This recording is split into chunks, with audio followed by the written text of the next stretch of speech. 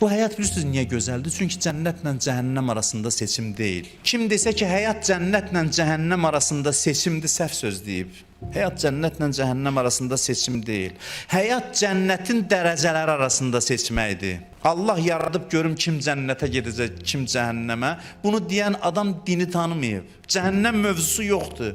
Allah yaradıb görək kim cənnətin hansı məqamına gedəcək. Dəlilin var bu sözümə. Quran 4 dəfə yaradılış haqqında danışıb, eyni məzmundadır. Əlləzi xələqəl mevtə vəl həyat liyəbluvakum əyyukum əhsənu əməla. Allah o kəsdir ki, ölüm və həyatı yaratdı. Niyə? Nə üçün yaratdı? Ona görə ki, bilsin, görsün ki, kim daha yaxşı əməl sahibidir. Pisdən söhbət yoxdur ayədə. Pisdən danışır, yox. Pis mövzusu yoxdur. Görək kim daha yaxşıdır.